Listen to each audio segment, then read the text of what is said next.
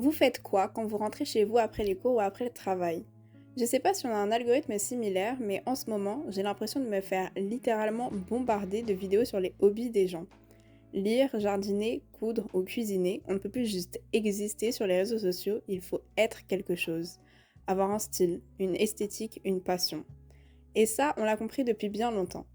Mais un élément revient de plus en plus souvent et qui m'intéresse tout particulièrement, le hobby.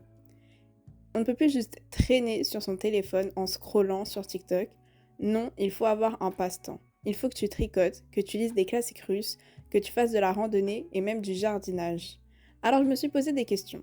Pourquoi cette obsession pour les hobbies? Est-ce qu'on les choisit par envie ou pour cocher une case? Est-ce que les hobbies sont devenus une nouvelle façon de performer notre identité? Et au fond, est-ce qu'on peut encore faire les choses juste pour soi? Dans cette vidéo, j'ai envie de réfléchir à cette nouvelle tendance ou épidémie des hobbies en fonction de comment vous voyez les choses, particulièrement sur les réseaux comme TikTok, et ce que ça dit de nous, de nos envies, mais aussi de nos contradictions. Alors déjà, petit point en vocabulaire. Le mot hobby, c'est évidemment un anglicisme et en français, on parlerait plutôt de passe-temps. D'ailleurs, selon la définition du Robert, un hobby, c'est une activité à laquelle on se consacre pendant ses loisirs. Mais si on va un peu plus loin, c'est quoi un hobby dans notre réalité actuelle? Loin de moi l'envie de faire la boomer en disant que c'était mieux avant, mais je pourrais dire que traditionnellement, avant la montée en puissance des réseaux sociaux, j'avais l'impression qu'un hobby c'était vraiment un truc personnel et désintéressé. Mais en y réfléchissant un peu, quand j'étais en primaire, je faisais de la gymnastique parce que mes copines en faisaient aussi, et j'ai commencé à prendre des cours de piano parce que je voulais ressembler à Violetta. Quand bien même, avec TikTok, je trouve que ce phénomène s'est totalement amplifié et que maintenant, on est beaucoup plus dans une sorte de performance constante. C'est d'ailleurs un sujet que je trouve méga intéressant et que je développerai peut-être dans une prochaine vidéo. Mais bref. Tout ça pour dire qu'aujourd'hui, et plus qu'avant selon moi, il y a une vraie mise en scène, attention au regard des autres à travers les hobbies et les réseaux sociaux. Donc clairement, même si l'influence sociale a toujours existé, ce qui m'intéresse ici, c'est qu'aujourd'hui, avoir un hobby, c'est presque devenu un statement et une déclaration de personnalité. Je pense que c'est important de faire une petite distinction entre deux types de hobbies. Donc selon moi, il y a les hobbies passifs, donc tout ce qui touche à la consommation de contenu déjà existant, donc regarder des séries, lire des livres, écouter de la musique ou scroller sur TikTok. Et les hobbies actifs qui, eux, à l'inverse, impliquent une création ou un apprentissage. Couture, dessin, cuisine, jardinage, poterie et j'en passe. Je parlerai après de cette sorte de hiérarchie qui s'est créée dans les hobbies, mais pour l'instant, je veux juste dire que selon moi, avant c'était plus acceptable de dire que ton passe-temps, c'était d'être sur ton téléphone, de regarder des films ou des séries. Maintenant, c'est plus suffisant pour les TikTok girlies. Il faut avoir des intérêts en dehors de son téléphone, ce qui rejoint un peu cette tendance d'il y a quelques années sur la détox digitale et du concept de s'éloigner des écrans, l'idée qu'il faut se reconnecter à soi, sortir du virtuel, vivre des choses vraies. Et c'est là que TikTok entre en jeu. C'est littéralement le terrain de jeu de cette épidémie des hobbies. Chaque hobby a sa micro-communauté ultra identifiable. Le plus connu, c'est sans doute le hashtag BookTok, mais il y en a littéralement pour le tricot, le jardinage ou la pâtisserie. C'est hyper cool d'un côté parce que ça permet de découvrir des passions et de se sentir moins seul et d'apprendre, mais ça a aussi un effet inverse. Ça crée des tendances autour des hobbies et donc une certaine pression à en avoir un. Aujourd'hui, ton hobby, c'est devenu une extension de ta personnalité publique. Sur TikTok, t'es la fille qui fait du crochet, celle qui lit de la romance ou celle qui collectionne les carnets de journaling. C'est comme si ton activité disait tout de toi, comme le faisaient tes vêtements à une certaine époque. En fait, le hobby, c'est un peu en train de remplacer la mode comme signe identitaire. T'as plus besoin de t'habiller comme une fille cottagecore si t'es la fille qui fait du pain maison. Ça suffit totalement à incarner une esthétique et une identité. Et comme toujours avec les réseaux sociaux, ce qui peut être super inspirant peut aussi devenir un peu étouffant. Parce qu'au fond, est-ce qu'on choisit vraiment son hobby parce qu'il nous passionne ou est-ce qu'on veut juste être la fille qui? Depuis peu, on parle beaucoup de la fin des micro-tendances. Ces tendances ultra éphémères comme le ballet de corps, le dark academia, le clean girl look qui s'enchaînent tellement vite que les gens commencent à saturer. Résultat, on voit émerger une sorte de retour au style personnel. L'idée, c'est de ne plus suivre des trends imposés, mais de trouver ce qui nous correspond vraiment. Sauf que, comment on est censé trouver notre style personnel dans un océan de contenu? Le problème, ça va être de se demander comment construire son style sans modèle extérieur. C'est là que les hobbies deviennent une réponse à ce problème en montrant que tu es ce que tu fais. Pratiquer une activité spécifique devient un moyen de construire son identité. And I just fully think a lot of the girls, even with amazing tastes, mind you, are struggling to build personal style because they do not have personal interests. Like, you bitches need to get hobbies and find out what your tastes really are based on what kind of titillates you off rip. From first sight, it's like, ooh, I like that. We don't have that a lot outside of the internet anymore because people don't have hobbies outside of that. Tu veux être la meilleure version de toi-même, trouve un hobby. Tu veux être différent des autres, apprends à broder. Tu veux être le main caractère, lis des classiques en annotant avec des surligneurs pastels et des post-it. Mais en vrai, est-ce qu'on est vraiment en train de construire quelque chose de personnel ou est-ce qu'on suit juste une nouvelle forme de conformité un peu plus subtile?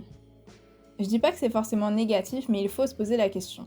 Est-ce qu'on a des hobbies pour ce qu'ils nous apportent vraiment ou pour ce qu'ils disent de nous?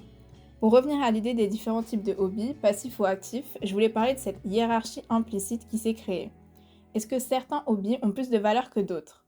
Aujourd'hui, certaines activités sont devenues hyper esthétiques. On pense à la broderie, au journaling, à la pâtisserie, aux balades en forêt ou aux pilates. Ce sont des hobbies instagrammables, TikTok-friendly, faciles à mettre en scène. Mais est-ce qu'on les pratique vraiment ou est-ce qu'on les affiche? Je voudrais pouvoir dire que non, mais en réalité, c'est plus compliqué que ça. Les hobbies qui seront considérés comme esthétiques seront plus valorisés que les autres. La pâtisserie, la broderie, le journaling seront plus facilement valorisés sur les réseaux sociaux que les jeux de rôle, les maquettes ou les jeux vidéo.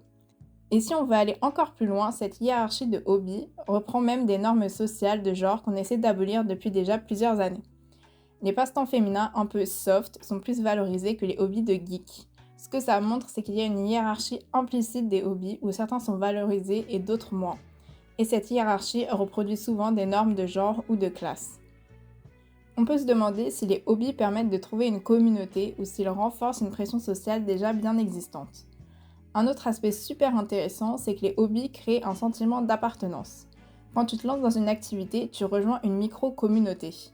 Tu peux échanger des conseils, partager des photos, suivre des gens qui ont les mêmes centres d'intérêt. Et ça, c'est rassurant.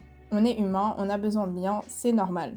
Mais du coup, est-ce qu'on choisit vraiment un hobby par passion ou est-ce qu'on cherche juste à appartenir à un groupe? C'est une contradiction que je trouve fascinante. Beaucoup de gens se lancent dans un hobby pour passer moins de temps sur leur téléphone, pour revenir au réel, mais ils l'ont découvert sur TikTok, ils l'ont posté sur Instagram et parfois ils y pensent en termes de contenu. Ce qui est troublant dans tout ça, c'est que le hobby, censé être une activité simple, devient quelque chose de très chargé socialement. Tu ne fais plus juste du tricot, tu incarnes un style de vie, une personnalité, un message. Et à force, on peut se demander, est-ce qu'on a encore le droit d'avoir un hobby pas utile? Est-ce qu'on peut encore juste aimer quelque chose sans forcément en faire un contenu, une vitrine, une performance? On arrive enfin dans ma partie préférée, celle où je rejette la faute sur le capitalisme. On essaye de nous faire croire qu'avoir des passe-temps, c'est super. Mais le problème que je rencontre, c'est que bien souvent, avoir un passe-temps, c'est un privilège. Déjà, ça coûte cher, il faut une certaine stabilité financière pour financer ces passe-temps. Tu veux te lancer dans la couture? Ok, mais achète une machine à coudre à 200 €. Le coloriage? Ok, mais tu dois acheter des feutres acryliques pour que ça rende bien. Tu dois aussi avoir du temps pour avoir un hobby. Donc, il faut pas être super épuisé en rentrant chez soi après avoir enchaîné un job étudiant et des cours, ou même avoir une famille à nourrir et le ménage à faire.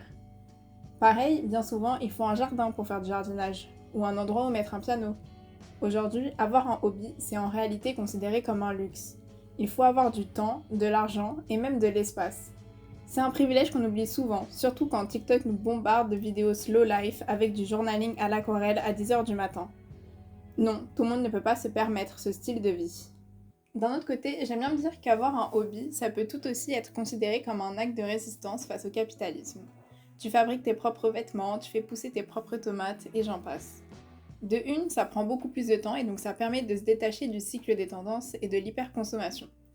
Et puis, ça permet aussi de ne pas financer des grandes entreprises en consommant ce que tu produis toi, tout en étant écologique en plus. Le hobby, ça permet de produire lentement et du coup de ralentir le rythme que le capitalisme nous impose. Et d'une certaine manière, c'est vrai, ce sont des pratiques qui valorisent la lenteur, la durabilité et l'autonomie. Mais, et c'est là le paradoxe, ces activités sont souvent revalorisées une fois qu'elles sont esthétisées et popularisées par des gens privilégiés. Par exemple, faire du tricot, ça a longtemps été vu comme ringard ou associé à une activité de grand-mère. Maintenant que c'est revenu à la mode sur TikTok avec des jolies filles, jeunes et dans des décors minimalistes, c'est devenu cool. Mais les femmes qui tricotaient par nécessité il y a 30 ans n'étaient pas trendy. Donc est-ce que ce sont vraiment des pratiques anticapitalistes ou est-ce que le capitalisme a juste trouvé une nouvelle façon de vendre de la contre-culture emballée dans de l'esthétique Pinterest? Avoir un passe-temps, c'est donc un paradoxe. C'est une activité anti-système qui peut tout aussi devenir une tendance monétisable. Même les hobbies qui semblent libres sont aujourd'hui souvent packagés, marketés et vendus. Tu veux te lancer dans la poterie, il te faut un kit. Tu veux faire du bullet journal, achète des feutres spéciaux, des stickers et des carnets japonais à 25 €. Tu veux apprendre une langue, prends un abonnement à une appli. Tout est monétisable. C'est là qu'on voit que le hobby aujourd'hui n'est plus simplement une activité mais un objet du consumérisme. C'est une esthétique, un lifestyle, un potentiel contenu sponsorisé. C'est quelque chose qu'on peut montrer, partager, faire fructifier, voire même transformer en business, en passion rentable. Et ça, les TikTok girlies l'utilisent comme argument. Avoir un hobby, c'est cool parce qu'avec un peu de chance, tu pourras vendre ce que tu produis et vivre de ta passion. Et là, on revient à cette question centrale. Est-ce qu'on peut encore avoir un hobby juste pour soi, sans productivité, sans mise en scène, sans retour sur investissement? Au final, le hobby c'est censé être un truc simple, qui fait du bien, qui sort un peu de l'efficacité du regard des autres. Mais comme souvent, dès qu'un truc devient visible, partagé, valorisé, il se transforme. Et aujourd'hui, le hobby n'échappe pas à la logique des réseaux sociaux, de la performance et de la consommation. Ça ne veut pas dire qu'on ne peut plus rien faire sans être corrompu par le capitalisme ou TikTok, ça veut juste dire qu'on peut essayer de rester un peu conscient de pourquoi on fait les choses. Et peut-être se redemander, un peu à la Marie Kondo, est-ce que je le fais pour moi? Est-ce que ça me fait vraiment plaisir? Est-ce que j'ai le droit d'être nulle, irrégulière et de pas le montrer? Et si la réponse est oui, c'est déjà énorme.